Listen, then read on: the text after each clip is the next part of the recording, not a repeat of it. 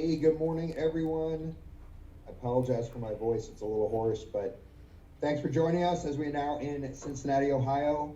And that, of course, means we're joined by the soccer queen of Queen City, the pride of Mount Notre Dame High School, Rose Lavelle. So it's only Rose on our call today, which is appropriate as it's all Rose all the time here in Cincinnati. She's actually going to the FC Cincinnati game tonight. She'll be honored on the field. If you have questions for Rose, please raise your hand virtually, and we'll get to them. We got a small group, so that will probably make Rose happy. It won't take that long. Go to your participants button and raise your hand if you have a question. And the first question will go to Kaylin Murray. Go ahead, Kaylin. Hi, Rose. Thanks for doing this. Your first cap with the national team came in the rebuilding process after the 2016 Olympics. And now, going into this next rebuild, you're an established member of the team. So how does knowing you're at the beginning of a new cycle, the slate is sort of wiped clean, how does that change your mentality as a player and change kind of how you feel going into the new cycle? I don't know if I would say it changes my mentality. I think obviously coming off the Olympics, we obviously grateful to get a medal, but obviously that wasn't the medal we set out to get. So I think we're kind of like ready to get back out and reprove ourselves. And I think hopefully we'll be seeing new faces in camp, because I think it's always good to bring in some like good players who can push everyone here and push for spots. I think that's what's made this team so great and successful, and what makes this environment so hard is there's always somebody knocking on the door ready to take your spot. And I think there's a lot of really, really good players performing in the league that hopefully will get brought in, and I think just continue to raise the level and make everybody better. Great, thank you. Thanks, Kaylin. We're going to go to Pat Brennan. Pat, feel free to answer some follow-ups or ask some follow-ups because we don't have a big group. Cool. Can you guys hear me okay? Yeah, go for it. Okay, cool. Rose, thanks a lot for doing this. Aaron, thank you as well. Rose, it occurred to me this week, and maybe while I was watching the match in Cleveland, that your career arc has kind of run parallel to that of FC Cincinnati's, I think, in terms of the growth of soccer locally. It's hard for me, at least, I'll speak for myself, it's hard for me to separate the two in terms of the growth of the game here, between yourself starring in the New Zealand match in 2017, bringing the World Cup winners trophy back here in 19, and now you'll be one of, if not the biggest star here for locals at TQL Stadium on Tuesday night. Do you ever think about how much you've contributed to the growth of the game locally? Do you give yourself credit for that? No, I haven't really thought about that. That's like an interesting take. I haven't ever thought about how soccer and me have kind of sorry, I'm like stumbling on my words. I guess I don't know what to say. I've always said I think Cincinnati's like such an underrated soccer city, and I'm so glad that now having a team here, people are like seeing it, and I feel like the city's getting to showcase that. And I think it's such a great city with a lot of young talent, and hopefully people, girls, boys from Cincinnati can see themselves in me and see that it's possible for a Midwest person to get to this level. Yeah, I think it's cool. I think when I was growing up, I had Heather Mitz to look up to. She went to Ursula, and I was like obsessed with her, and I think it just made it so much more real to me that somebody from where I was from was in a place that I wanted to get to. So yeah, I hope that I can like serve as that same kind of like inspiration to people in this area. Anything else, Pat? Yeah, sure, Aaron, if you don't mind. Thank you. Rose, I'm sorry if that question bamboozled you or caught you off guard a little bit. And it's totally cool if you don't agree. But so let me ask you this then: when you do come here, like I said, for the public appearances and the matches, the New Zealand one was a very big one here, very important locally because of yourself. You brought the World Cup Winners Trophy back here in 19.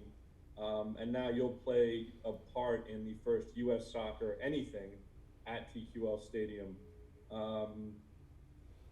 How was that for you to come back to your hometown and kind of play a starring role in these quite massive local soccer events?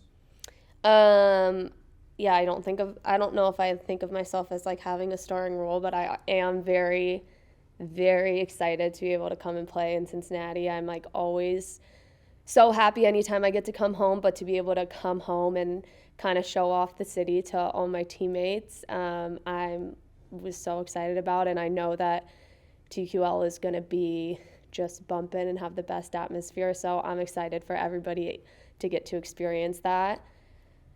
Yeah, it's going to be really fun. I'm just going to be glowing the whole night out of happiness. Anything Cool. else, Thanks, Pat? guys. Yep. All right, let's go to Chris Wrinkle. Go ahead, Chris. Hey, thanks.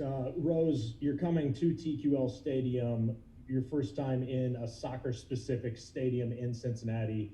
What does this mean for soccer in the city, and how excited are you that, you know, with all respect to Nippert, you're not playing in the Bearcats' house, you kind of got your own home here now? Yeah, I think it's so cool that it's like soccer has a home here and it's here to stay. I will say when we played at Nippert, I think that stadium's so cool because it's just like everybody, it's so big, but it's so close to the field too. So I feel like it feels like such an intimate setting, and you can like hear all the fans that much louder because the stands go right onto the field basically. So that was so fun last time we played there. But I am so excited that soccer has a place in this city and it keeps growing and there's more buzz and excitement around it, I feel like, every single year. And to get to be a part of that on Tuesday is going to be so special. And have you seen the stadium in person yet, or seen pictures, and what are your thoughts? Or do you have family and friends who have been there, and what have they told you about? Yeah, some of my family has gone to the games, and I actually, last time I was home, I got to see it, and it's incredible. I think it looks amazing. The grass was like pristine. So I am really, really, really looking forward to it. I'm so excited. Thanks, Rose. Rose, what were you saying your family and friend contingent is going to number for this game? Oh, I'm from a big family. My mom's one of 12, so I have like 40 cousins, and so I think there's going to be about like, between everybody, probably like 60 or 70 of my family there. It'll be fun. That might be a record for a USWNT player. And also, the rest of the 20,000 will say that you're their best friend too.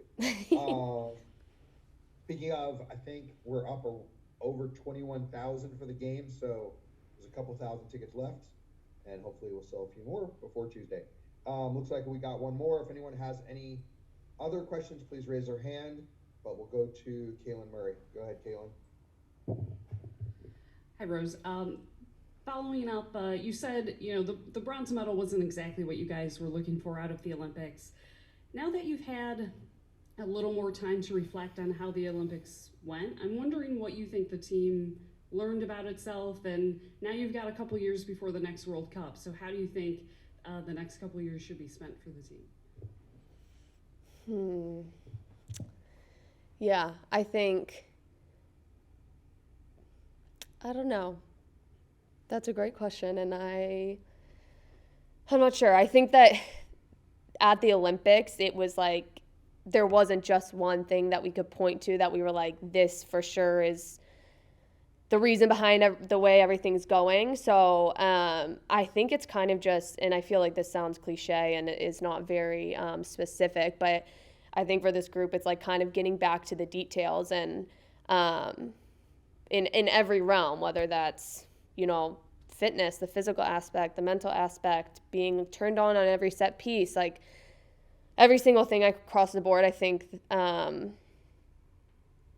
it's just, I think we maybe got away from the details, and there was like a lot of things that contributed to it. So I think it's like going back and remembering that every little thing matters and everything adds up to a percentage. So even if something's only going to make you 1% better, we do it, and we buy into it. And sorry, it's like not a very specific answer, but I feel like there was just a lot that played into our performance, and we got time to grow. So it's fine. We'll go back to the drawing board and get better.